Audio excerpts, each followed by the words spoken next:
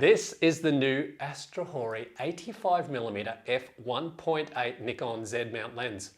It's really rugged, it's actually built like a small tank, and it costs just $249 US. So what's it like as a portrait lens? Find out next.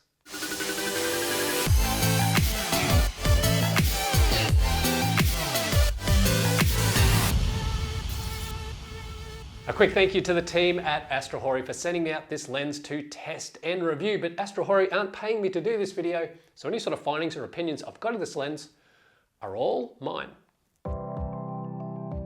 The lens comes in this cool looking box, and inside you get your manual, front and rear lens caps, and lens hood. And just a personal thing, I do like these style lens hoods.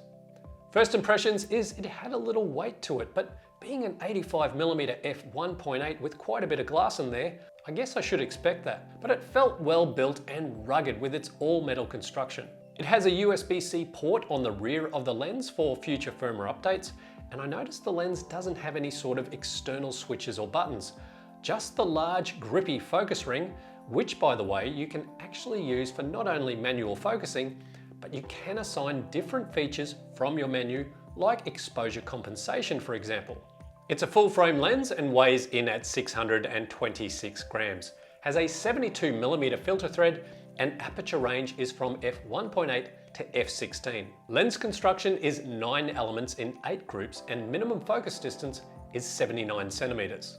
Focusing between foreground and background subjects was relatively fast, silent, and accurate. Automatic eye detect worked well on this lens with my Nikon Z7, and to give you an idea of the type of bokeh you can get from this lens, here's Yoda in the garden from f1.8 through to f11.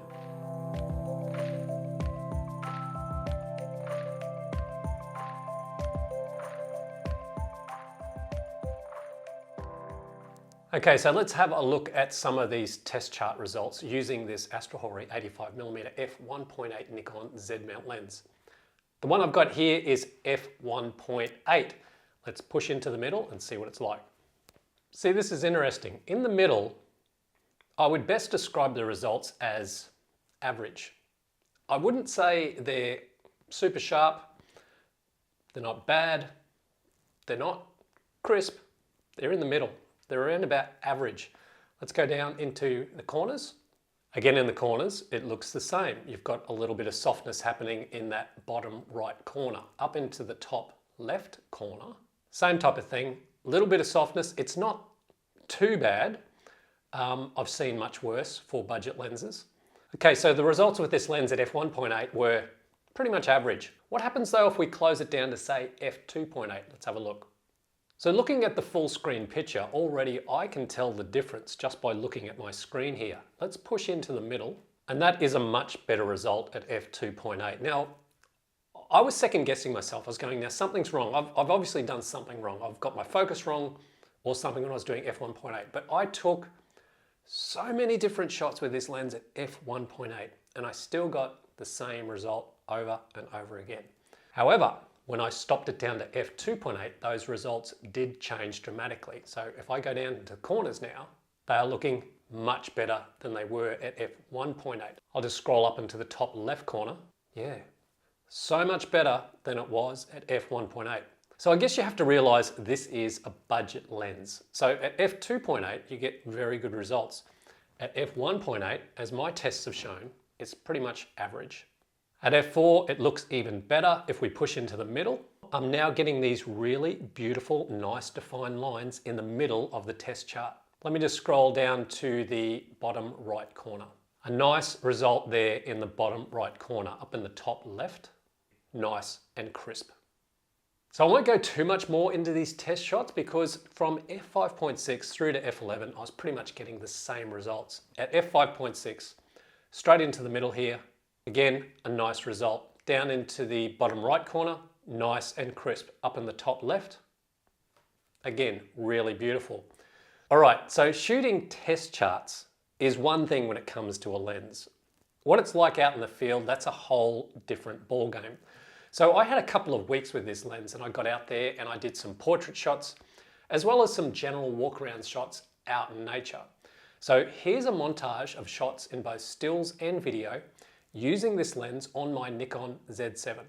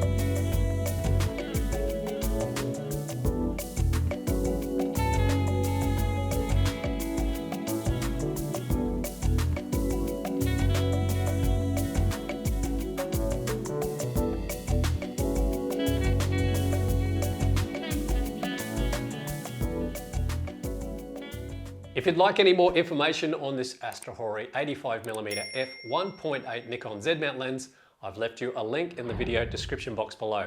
Well guys, I hope you enjoyed the review. Thank you so much for watching. As I always say, never stop creating. And I'll see you next time.